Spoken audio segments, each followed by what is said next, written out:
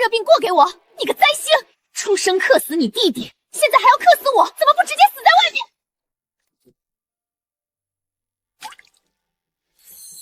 我不是灾星，我只是拔了太多人参须须，给母妃治病才会发热的。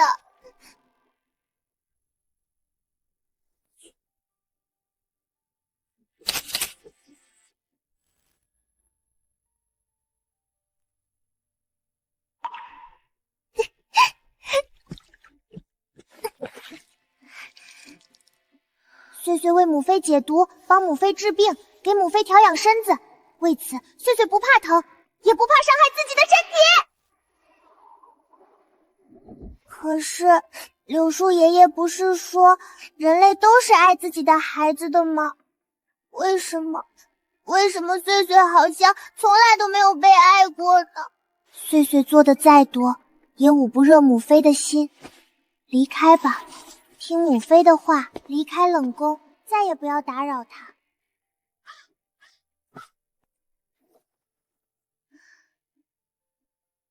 强强，岁岁可以靠你歇一会儿吗？谢谢强强。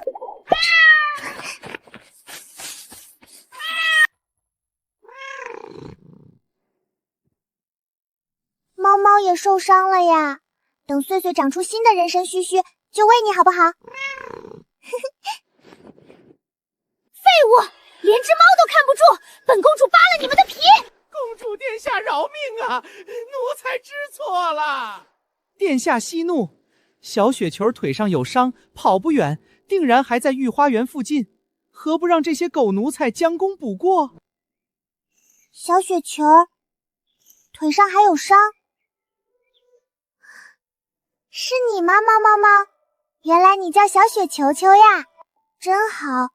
小雪球是有家人的，有家人找他，他就不用像岁岁这样天天待在冷宫里挨打饿肚子了。猫猫，岁岁送你回家。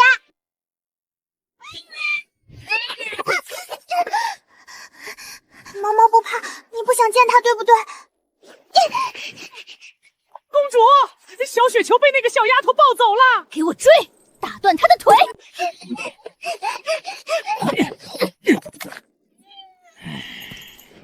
原来是个偷猫的贼，看着穷酸样，连宫里最低等的奴才都不如，也敢碰咱们公主的猫，脏东西！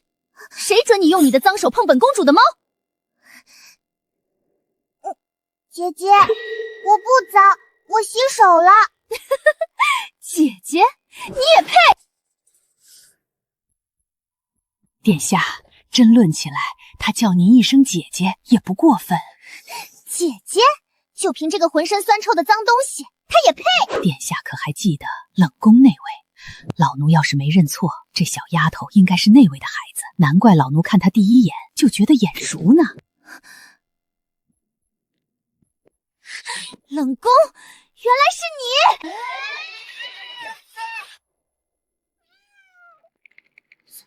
岁岁，不认识你。你不认识我，我可认识你！来人，把他给我死死按住！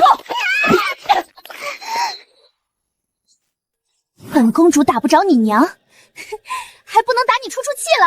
都给本公主狠狠的打，往死里打！我看今天谁敢手下留情！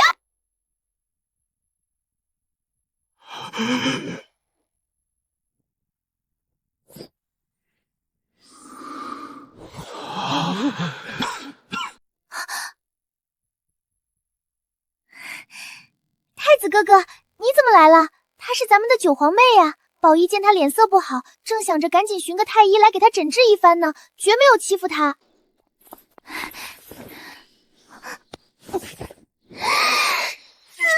贱人，果然是冷宫那个贱人生的小贱人，小小年纪竟然也敢在本公主面前扮可怜！啊，九皇妹怎么了？可是皇姐弄疼你了，来，快让皇姐看看伤着哪儿了。等等，这是怎么回事？哎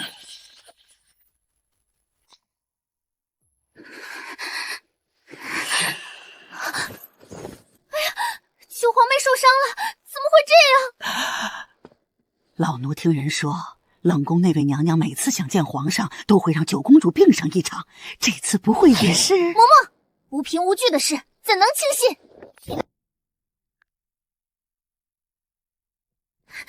太子哥哥，嬷嬷年纪大了，口无遮拦，等回到景阳宫，宝一定会按宫规惩治她。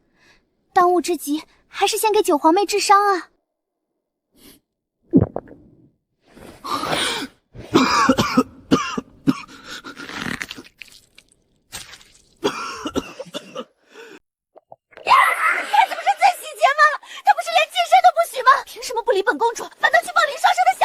殿下，冷宫出来的简种命薄，您何时动手都不算迟。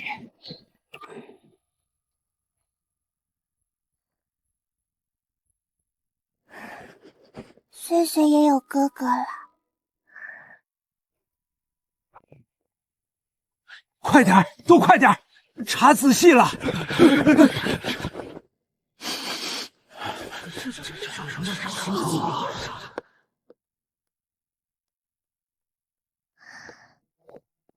沙太医到底如何呀？殿下，臣无能。九公主的衣裳、帕子、发带，甚至鞋子，臣都查了个遍，实在是看不出什么异常啊！殿下可否再提醒一二？姑用了6年的药方熏香，太医院查了无数次都毫无异样，唯有握住她的手，心急的痛才能瞬间消散。难道缓解姑病痛的从来都不是什么草药，而是九皇妹本身？哥哥，你怎么也点晕晕香呀？岁岁都睁不开眼睛了。九皇妹醒了，晕香。小殿下，这可不是什么晕香，这是太医院专门给太子殿下调配的缓解心急的良方宁心苏合香。太子殿下用了它，夜间都能安眠了。哥哥睡不着，故意用香迷晕自己吗？哎呦，这叫安神。哦，原来大人都管晕倒叫睡觉，管迷晕叫安神呀。母妃这样，哥哥也这样，大人可真奇怪。你母妃，她也用过宁心苏合香？这怎么可能？殿下的香方珍贵无比，乃东宫独有，冷宫那位林娘娘怎么可能用过？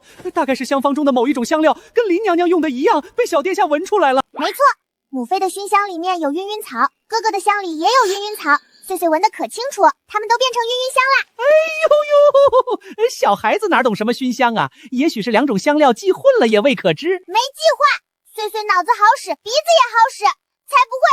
啊，不好，毛毛晕倒了。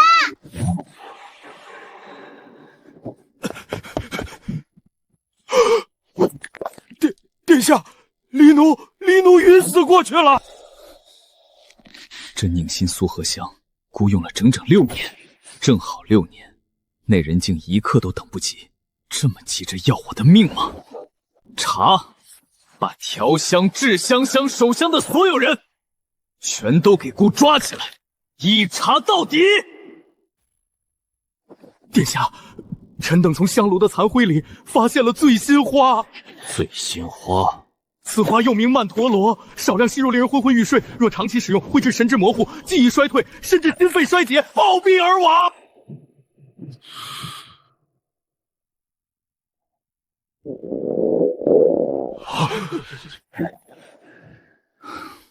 饿了？岁岁不饿。备膳，你们也都退下吧，查清楚结果再来回禀。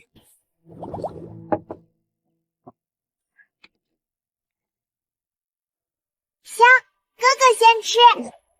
姑最信任的人，处心积虑想要姑的命，随手从御花园带回宫的小家伙，一再救姑于危难，甚至饿着肚子也要把第1口粥先分给姑。姑不饿，你吃。啊，粥多好吃呀！哥哥不吃，岁岁也不吃。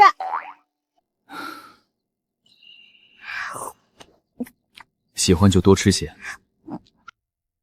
若是不够，再让御膳房做，最好也带些回去给你母娘尝尝。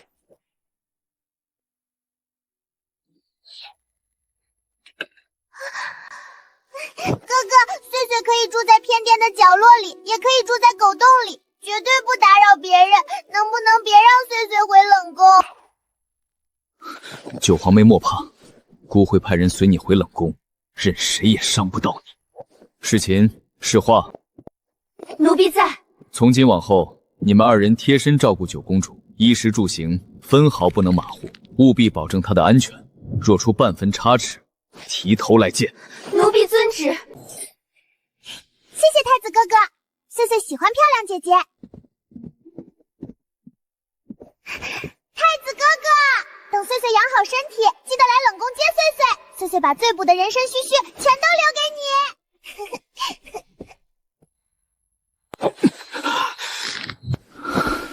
姑现在就想接她回来了。哎呦，真是怪了事了！刚刚殿下还好好的呢，怎么小殿下一走，心急就又犯了？太医，快传太医！早知道太子哥哥的病这么重，我应该把藏起来的人参须须全都带给他的，我就留了一根，早知道就不留了。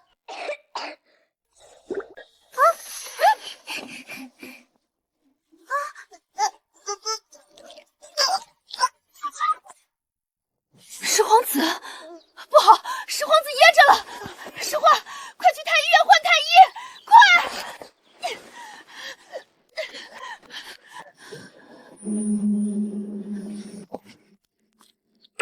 这可是贵妃娘娘的心肝肉啊！要是死在我怀里，别说我，就连太子殿下也保不住我。别拍背了，打他肚子，肚脐上面的位置。母妃当年被点心噎住，就是这么救回来的。我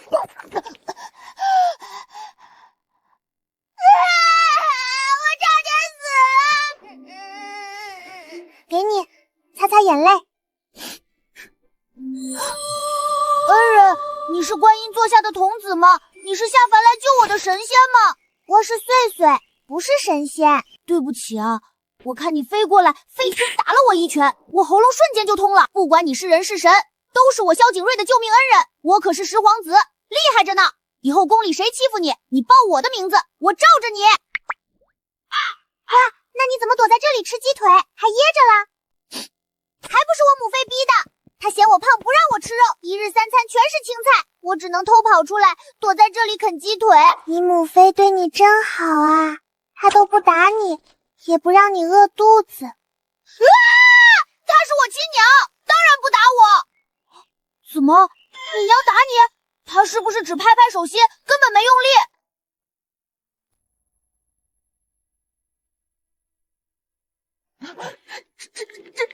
这都是谁打的？你娘她真是你亲娘？没事的，岁岁都习惯了，不怕疼。小哥哥，你也别生你母娘的气了，她也是为了你好。岁岁，你怎么这么好啊？你自己都这样了，还来安慰我。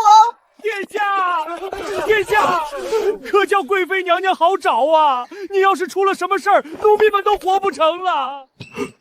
石皇子气息平稳，已然无恙。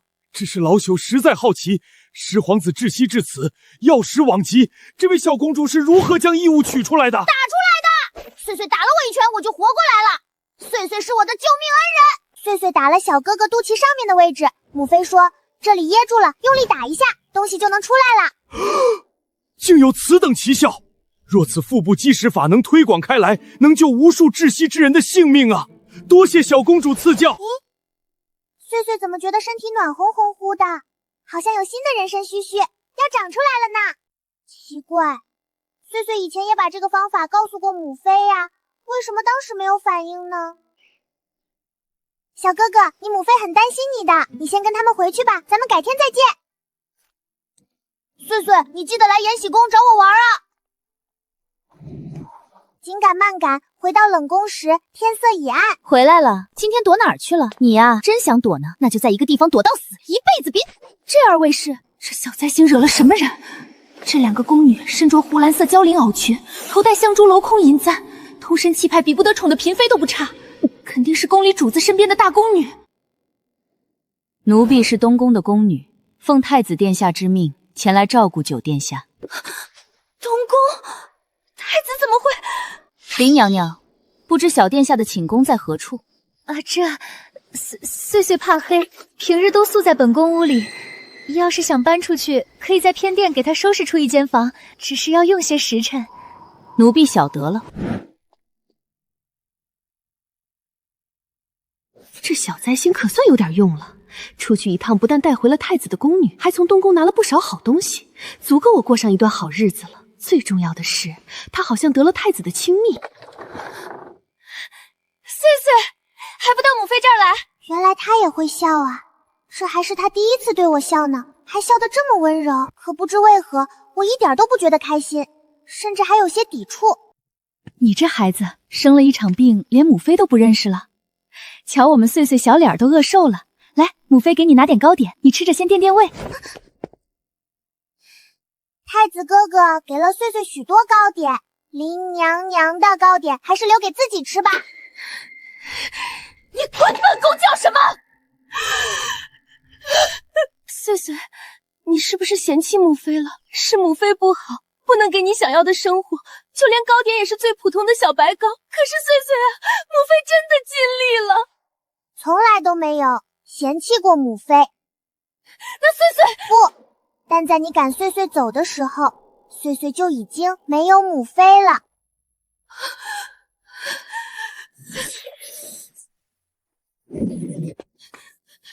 小岁岁，我是你母妃，我生你养你，给了你一条命，你现在说你没有母妃了，你有没有点良心啊？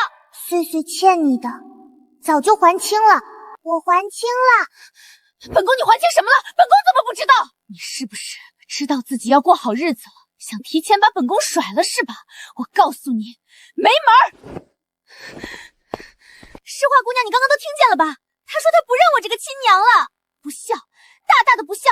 咱们大庸以孝治国，太子殿下会处置这个小畜生。林娘娘，辱骂九公主的话，奴婢会一字不漏地转告太子殿下。你这小白眼狼，早上还哭着求我呢，还不是因为攀上了高枝？幸好我早就看出他是个灾星，想跟本宫断亲。行，你去求太子，把本宫接出冷宫。但凡你能做到，本宫就当没生过你这个闺女。我知道他脾气不好，有很多坏习惯，可我心疼他，也愿意包容他。现在一看，他分明是自私到了骨子里。姐姐，我们也去收拾偏物。林娘娘，贵妃娘娘派人来了。贵妃？是，还送了好些东西呢。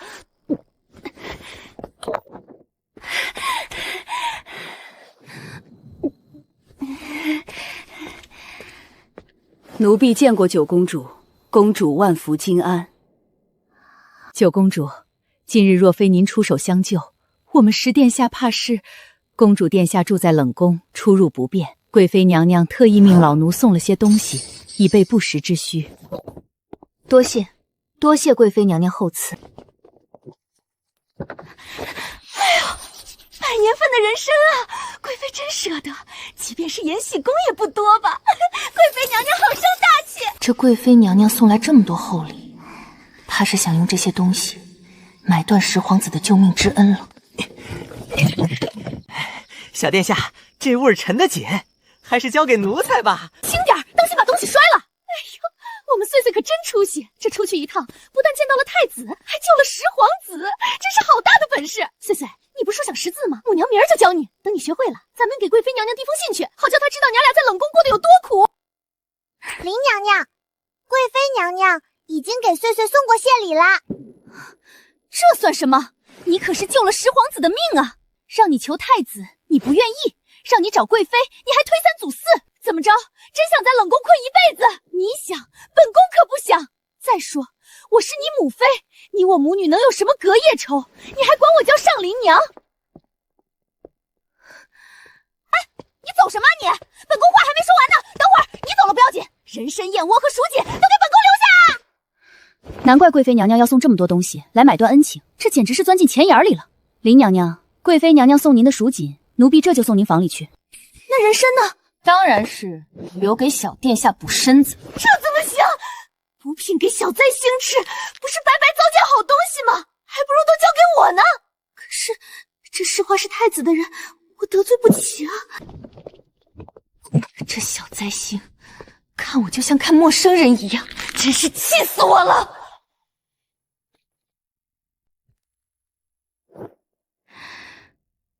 算了算了，小灾星今非昔比了，我好好哄着他，好日子还在后头。是话姑娘说的是，瞧我们岁岁瘦的，是该好好补补了。岁岁不需要。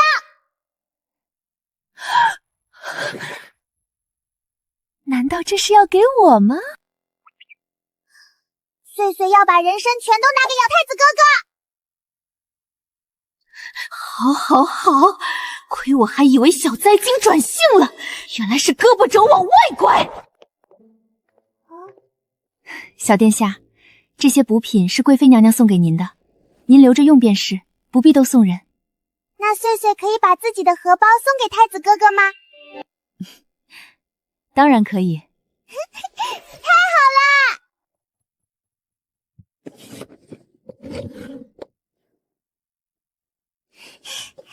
姐姐看，这是岁岁亲手缝的。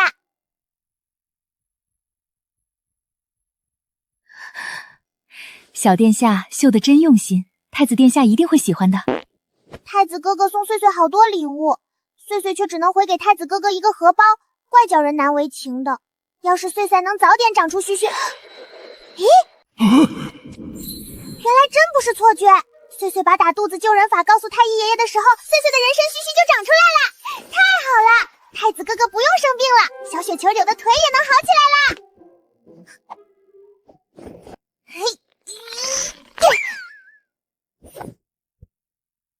诗画姐姐，把它也送给太子哥哥吧。他是人参须呀！好个大方的小殿下，这可真是难为我诗画了。一定要看着跟着太子哥把它吃下去哦，太子哥哥吃了会变壮的。小殿下，奴婢只能保证这枚荷包连同里面的人参须儿会被稳妥的送到太子殿下手里。那也很好呀，太子哥哥把人参须须放在身上，最起码就不会一直咳嗽了。谢谢世情姐姐，这是奴婢应该做的。诗画姐姐，世情姐姐呢？世情姐姐到东宫给太子殿下送您的荷包去了，早膳备好了，奴婢给您热热去。那猫猫呢？岁岁可以跟猫猫一起吃饭吗？小殿下，您就放心吧，奴婢宁愿自己饿着，也不会叫狸猫饿肚子的。喏，这不就是它最爱的小鱼干？哇，猫猫肯定很爱。好难闻的味道，小鱼干里面有臭臭的草。臭？小殿下说的是腥味儿吧？冷宫的鱼没法去腥，味道是怪了些。就是臭，很臭。诗画姐姐，你再仔细闻闻。小殿下，奴婢实在是闻不到臭味啊。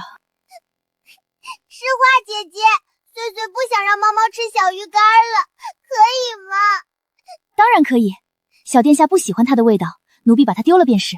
这样的小事可不值得您哭鼻子。真的？真的。他都没来得及说小鱼干有问题呢，就相信他了，怎么会这样？他不是应该像林娘娘一样怀疑岁岁的动机，质问岁岁是不是在诅咒他吗？小殿下不信，奴婢这就丢他去，保证李母找不到他。姐姐，岁岁要丢掉它，不是因为不喜欢它的味道，而是它里面放了许多臭臭的草，猫猫吃了会死掉，人吃了也不能活。什么？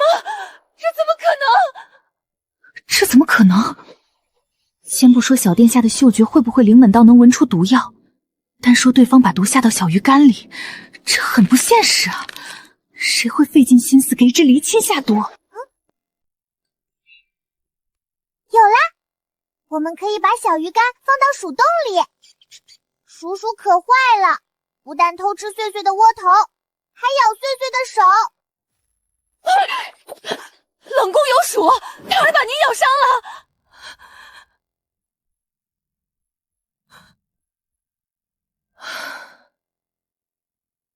这冷宫可真不是人待的地方，小殿下小小年纪，吃过的苦头竟然不比我这个奴婢少，哪里像个金枝玉叶的公主啊！不是说万无一失吗？他的尸体呢？爸殿下饶命啊！奴才是亲手把掺了无头粉的小鱼干交到送饭太监手上的。按理说，那畜生应该没了。可奴才在冷宫外头足足等了1个钟头，也没听见什么动静。这次不成，还有下次。本公主就不信她次次都能这么好运的躲过去。殿下，嬷嬷，本公主要能弄死那个小贱人不同意，现在杀个小畜生你还要阻拦？殿下，老奴也不想拦您，但明眼人都知道冷宫内卫入了太子殿下的眼，再对他动手，难保不会惹怒太子。至于那只猫，区区畜生，您因为他被太子的人怀疑，实在不值当啊！哼，他个短命鬼能护得了他几时？嬷嬷，你不必再劝，本公主咽不下这口气。小雪球是本公主的嫡母，生死都要由本公主定夺，更何况她还是个被主的，见了小贱人就摇尾乞怜。我倒要看看她死在小贱人怀里的时候，尾巴还能不能摇起来。至于那个小贱人，她也别想好过，你们不敢动她，本公主就亲自动手。殿下，万万不可呀！放心，本公主没那么蠢，不过是跟她玩一玩罢了。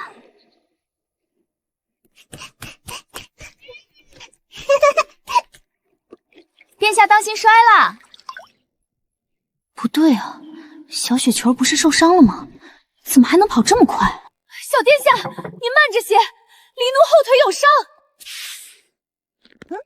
世话姐姐说的对，虽说小雪球吃了我的人参须，早就好得七七八八了，但她后腿的红印还在，万一还疼呢。猫猫，过来！哎呦！猫猫好重。诶，刚刚是你叫了2声吗？不对，不是你的声音。猫猫叫声凄惨，不像在呼唤同伴。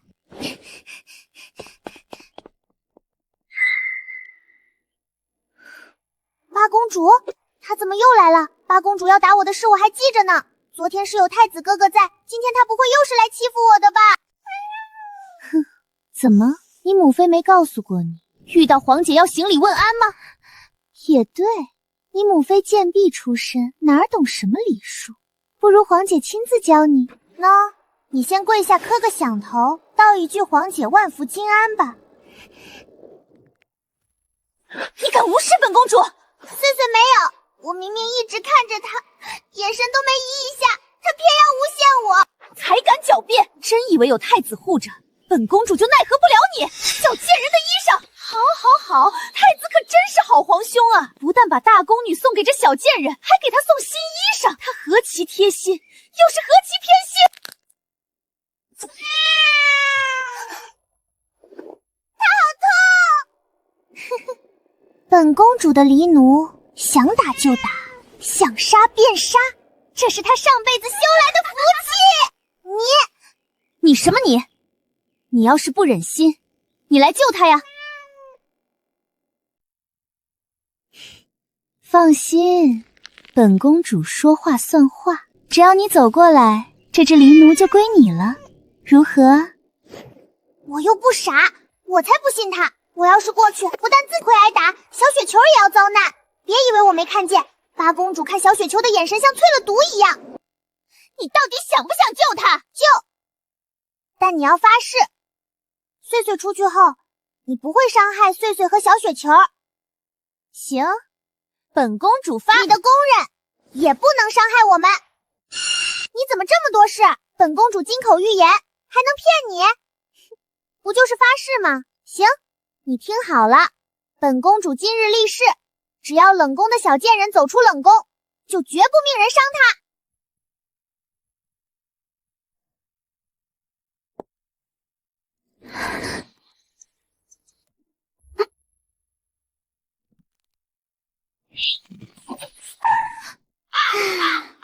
太子哥哥说岁岁不能随意离开冷宫，不然岁岁、林娘娘还有世情姐姐和诗画姐姐都要受罚。对不起，岁岁要食言了。食言！果然是林霜生出来的小贱人，一样的心机深沉，一样的诡计多端。我竟然被这个小贱人耍了，奇耻大辱！你胆敢欺骗本宫，当初跟本宫打赌，只要你肯踏出冷宫大门，本宫就把这只梨完完整整交给你。如今你缩在冷宫里当缩头乌龟，还敢说本宫食言？明明是你诬陷碎碎打人，碎碎是没自己走出冷宫，可你也根本没把好好的黎奴交给碎碎呀！你先不守约，谁都没吃亏好吗？殿下，九公主这番作为不过是行了激将之法，诱您在冷宫门口失态。太子殿下已经给她派了贴身宫女，您万不可中她的圈套啊！她也配？本公主心意已决，嬷嬷不必多言。来人！公主殿下使不得啊！这冷宫门口人多眼杂，要是被东宫的人知道了，拿下，把那个小贱人给本宫拎出来！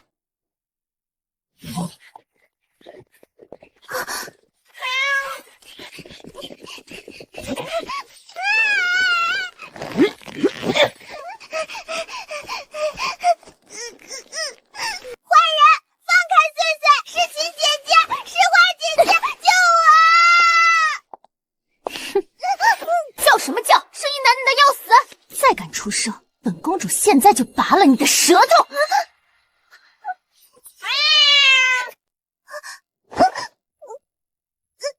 小雪球，别闹！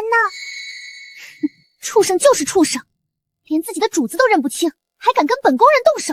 来人，把这只吃里扒外的畜生给本宫抢过来，拔了他的舌头！不，妈妈不是故意的，坏人，不许抢妈妈！松手！你们都松手！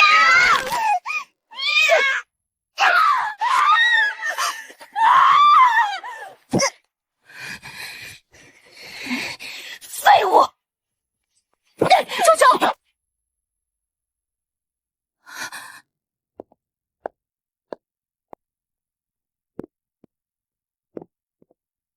奴婢见过八公主殿下，不知公主殿下亲临冷宫，带着这么多人围堵九公主，可是奉了陛下旨意，或是有东宫的手令？本公主不过是与九皇妹闲谈几句，兄妹间玩闹罢了，何必劳烦父皇？才不是！世琴姐姐不要信她，她坏得很。她让人把碎碎从冷宫里拎出来，还要打碎碎，还要拔小雪球的舌头。本公主只是跟你开个玩笑，你当什么真？碎碎跟你不熟，才不要和你开这种会疼的玩笑。坏姐姐要伤害小雪球，那就是我的敌人。碎碎有太子哥哥撑腰，才不怕他。公主殿下，若无陛下下手令或东宫文书，奴婢只能将今日之事如实禀告给太子殿下，还有柔妃娘娘。你敢！区区贱婢也敢拿母房和太子哥哥压我！奴婢只是奉太子殿下的命令，贴身保护九公主，奉命行事罢了。奉命行事？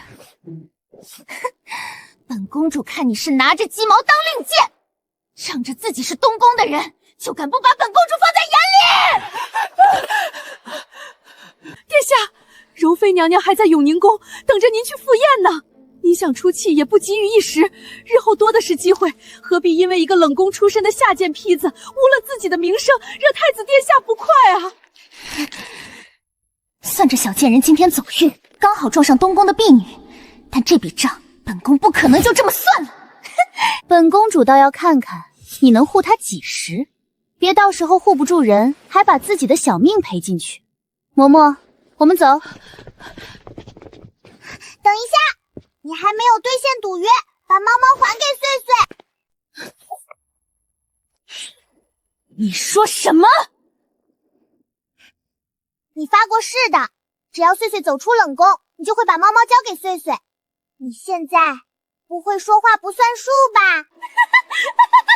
你要脸不要？你是自己走出冷宫的吗？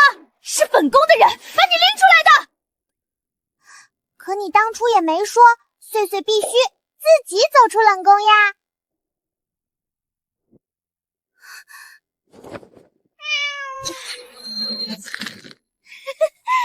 好一个强词夺理的小贱人！行，你是想要这只小畜生吗？本公主给你就是了。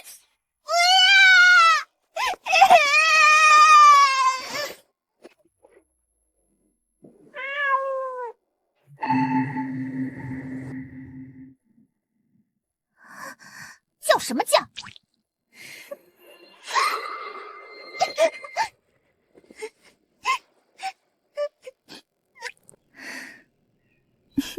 本公主说话算话，这猫就赏你了。你可要好好照顾它呀，别再让它跑丢了。默默，我们走。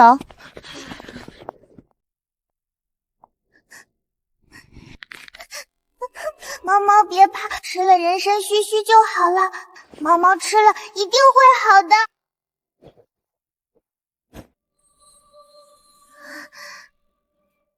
猫猫乖，吃了它就不痛了，很快就好了。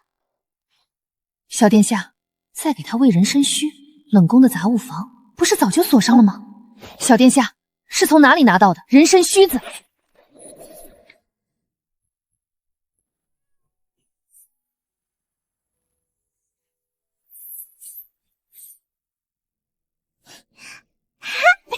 世情姐姐快看，猫猫好起来了，猫猫活下来了。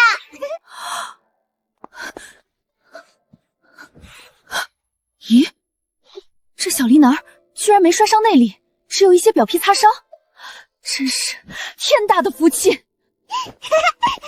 对了，世情姐姐，太子哥哥喜不喜欢穗穗送他的荷包和人参须须呀？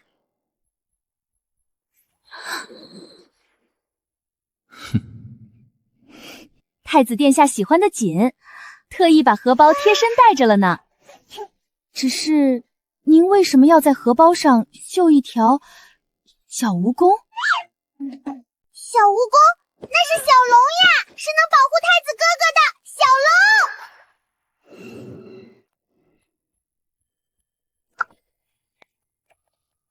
不是小祖宗，您管您绣的这玩意儿叫人参？谁家人参长这么多爪子啊？这分明是条蜈蚣吧？小殿下，太子殿下说您心灵手巧，想让您绣一幅百寿图给太后娘娘当寿礼。可您这绣的，这寿礼可怎么办啊？真的吗？太子哥哥夸穗穗。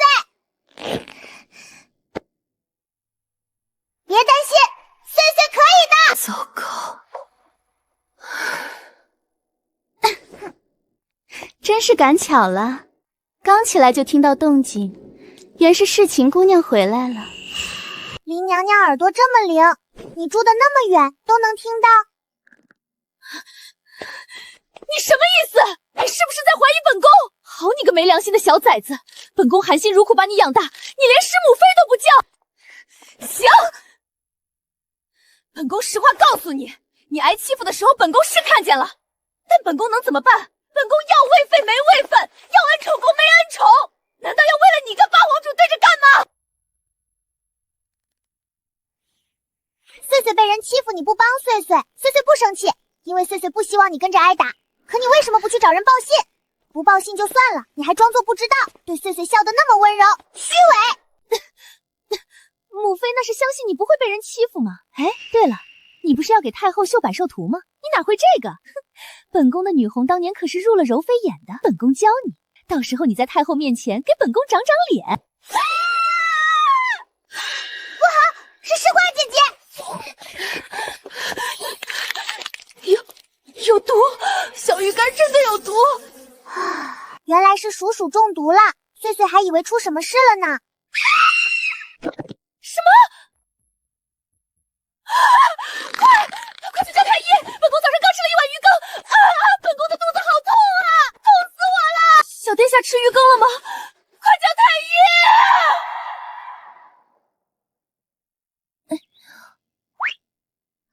世情姐姐别怕，穗穗没吃，而且鱼羹没毒，有毒的是猫猫的小鱼干。肯定是些鱼羹有毒。唉，林娘娘，你肚子痛，应该是要腹泻了，别打滚了，快去茅房吧，不然你真的要弄脏衣裳拉裤裆里了。天杀的小灾星，哪个杀千刀的下的毒？本公都被赶到冷宫了，还不放过本宫？你们给本宫好好查！小殿下，今天多亏了您，要不是您闻出毒药发现及时，小雪球儿怕是真没了。太医都没有这样的本事，小殿下怎么会有？不过是巧合罢了。世话，你看好小殿下，我去一趟永宁宫。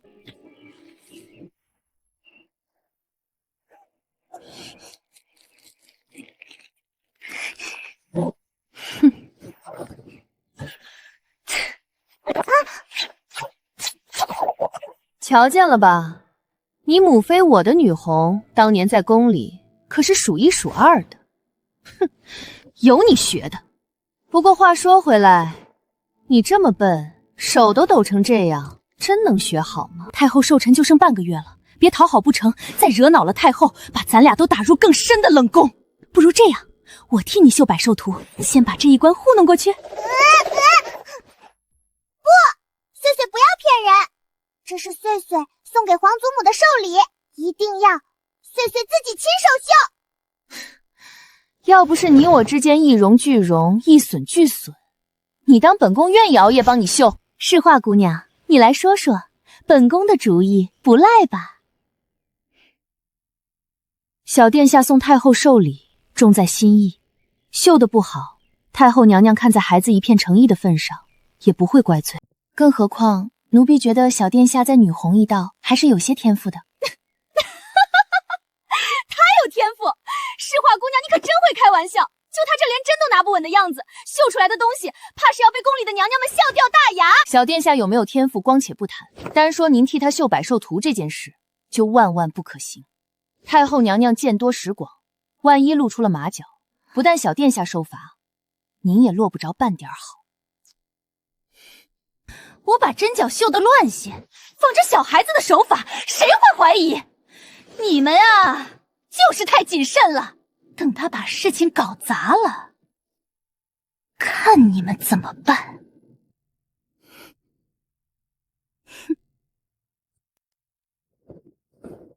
你自己慢慢练你的吧，本宫回去歇会儿了。反正你也学不会，白白浪费我的时间和丝线。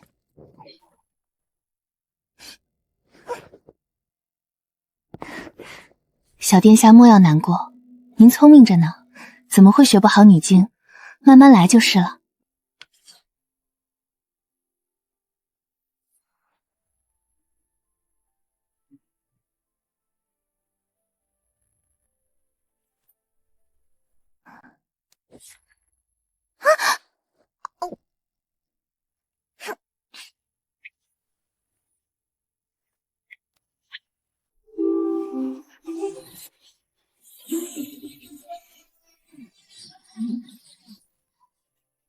我一遍学不会，就再学10遍。白天学不会，晚上就接着练。我一定要给皇祖母绣一幅最好的百寿图，让皇祖母喜欢岁岁。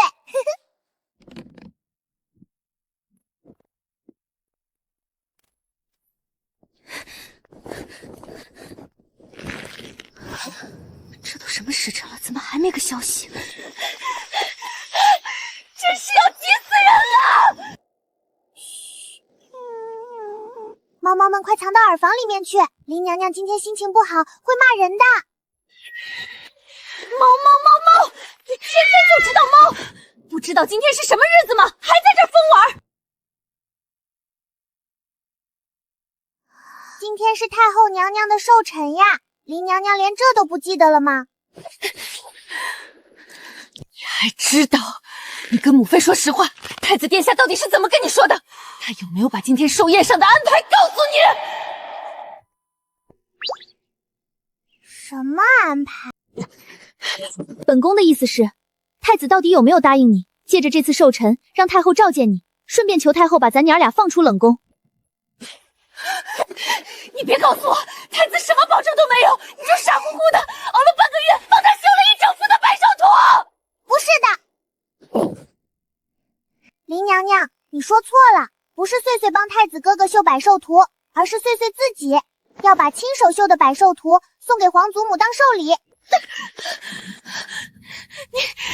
是不是傻子啊你？林娘，别叫我林娘娘，你要是真能攀上太后，别说管我叫林娘娘了，就算管我叫林双雪我都受着。可你有这样的本事吗？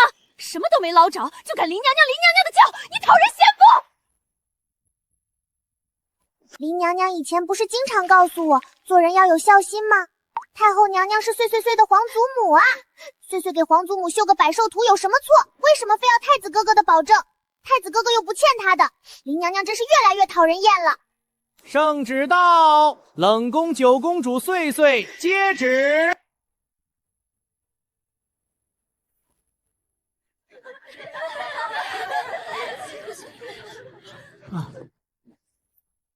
九公主，太后娘娘有旨，命您即刻进殿，莫要叫太后娘娘久等。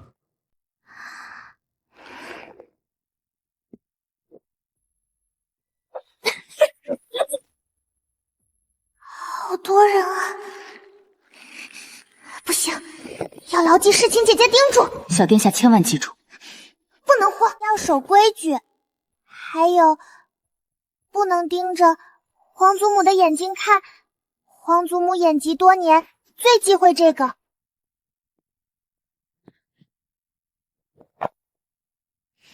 孙女小九叩见皇祖母，恭祝皇祖母万寿无疆，福泽绵长。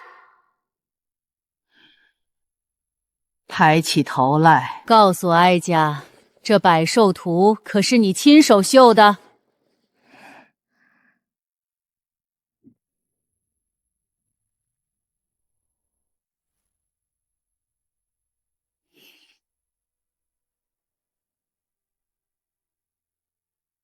回皇祖母的话，百寿图的确是岁岁亲手绣的，熬了15个晚上才绣好，没有让任何人帮忙。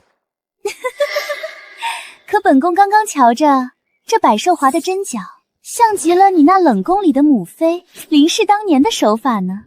你说是不是啊，小九？多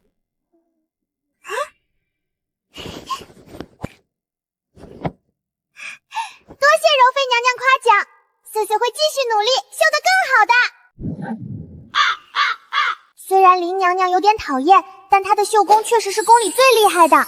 柔妃娘娘说我绣得像她，那肯定是在夸我绣得好呀。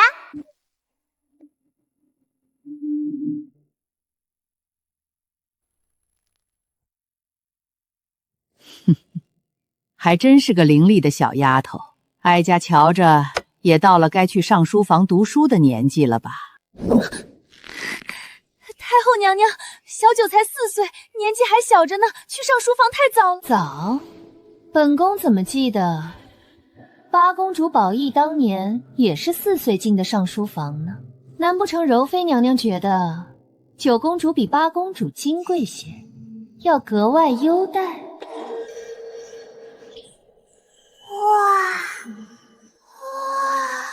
这就是贵妃娘娘吗？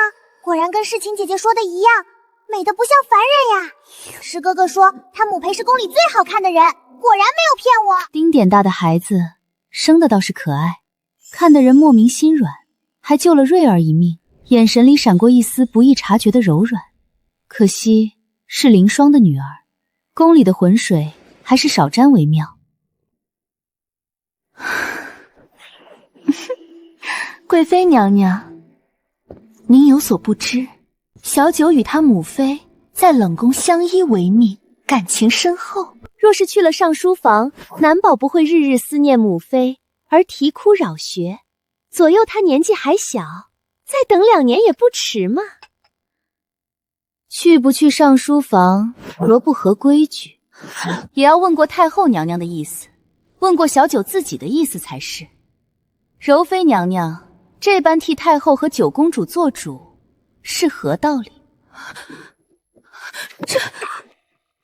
好了，好孩子，过来些，让哀家好好瞧瞧你。是，皇祖母。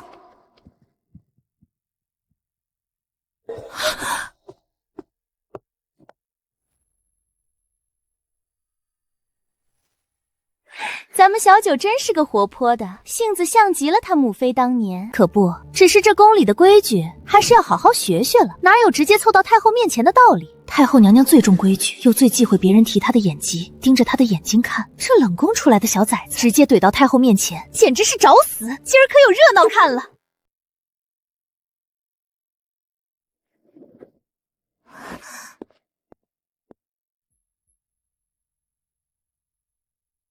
这是一双生了重病的眼睛。皇祖母的眼睛看不见了，难怪世情姐姐不让我盯着看。皇祖母一定很难过吧？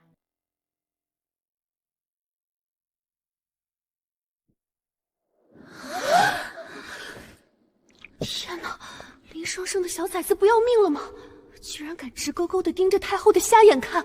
太后最忌讳别人知道她眼盲看她的眼睛了，这是要见血啊！又是这样，一个个都想看哀家的笑话，都觉得哀家瞎了就可以随意拿捏、肆意嘲讽了是吗？哀家非要把你们这些阳奉阴违的人全都变成笑话。柔妃所言甚是。小九的年纪，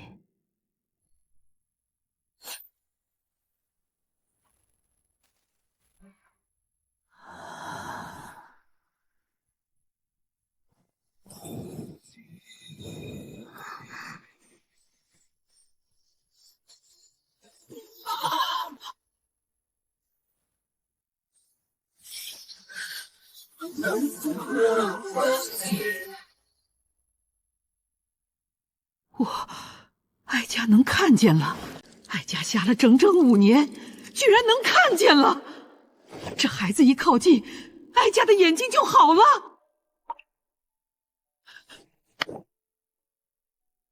好孩子，你想去上书房吗？想。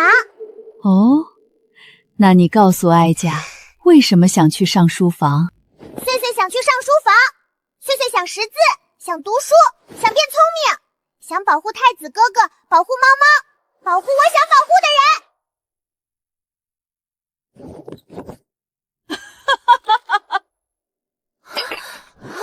瞧瞧这小妮子多伶俐，多有骨气，不送她去读书才是真的可惜了。这亲昵的语气，这开怀的大笑，是不是哪里不太对？即便是最得宠的太子，太后也从没这么慈爱的笑过啊！难道太后老糊涂了？他没换眼疾的时候，哪个妃子见他不是战战兢兢，生怕自己的小心思被他看破？这是欺负他是个瞎婆子啊！柔妃，你觉得呢？他觉得自己倒霉透顶。太后不想九公主去上书房的时候，说柔妃所言极是。现在太后主意改了，居然也要拿她开刀，合着她是一块砖，哪里需要哪里搬是吧？太欺负人了。太后娘娘说的是，小九年纪是小，可她聪明伶俐又机敏好学，何该送她去上书房读书识字呢？不送她去读书可惜了。瞧你美的，等识了字，皇祖母可是要考教你的。皇祖母，岁岁好好学，岁岁要学这么多知识。莫说这孩子得了眼光明目圆贤的青睐，就算是个普通女子，这般好学，也值得他另眼相看。你这话，皇祖母可记下了，将来学不好，可别怪皇祖打你的手心。不怕，岁岁学得好，岁岁可聪明了。柳树爷爷都说他是他见过的最聪明的小人参呢。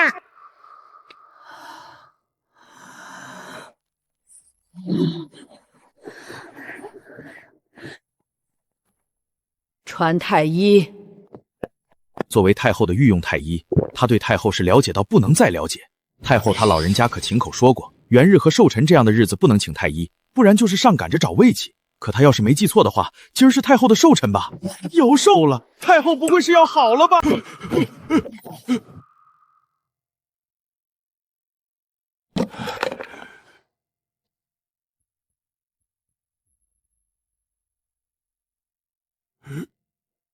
哀家能看。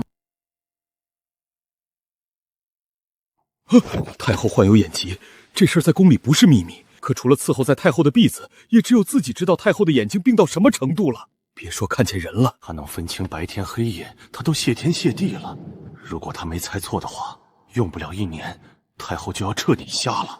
现在太后说她能看见了，这谁敢信？那现在呢？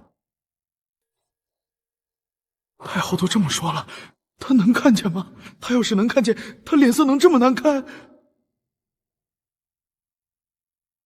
事事都要问哀家，哀家还用你干什么？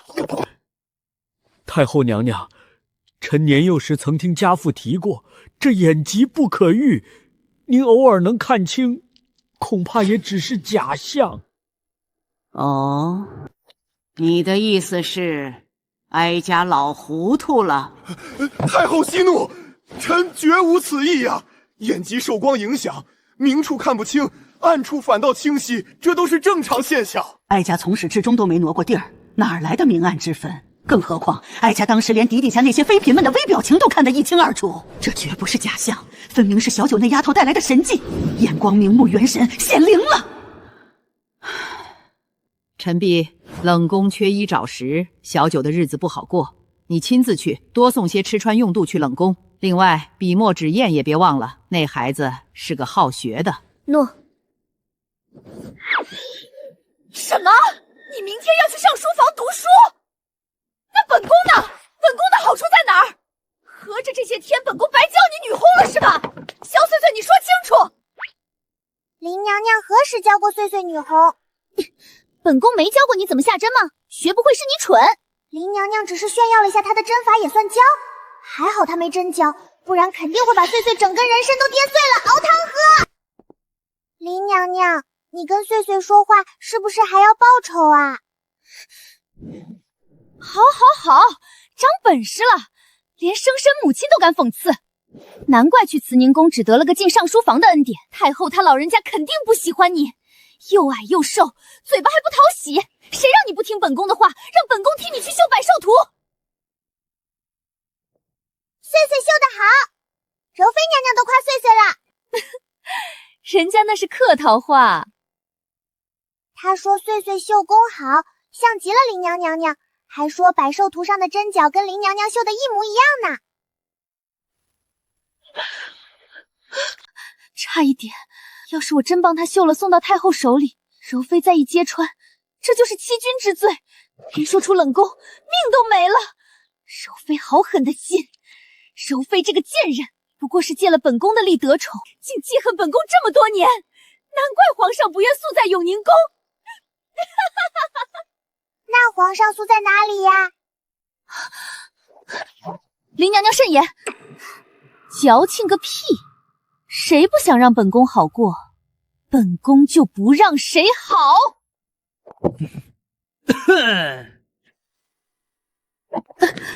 奴才给九公主请安。太后娘娘懿旨，太后娘娘懿旨，念及公主读书不易，特赐笔墨纸砚一套，依使用度若干。还好他收了。等等，你给他的是银票。林娘娘若是舍不得，可以去要回来。碎碎，快来看看太后赏了什么好东西。是琴姐姐，我一定认真识字，绝不偷懒。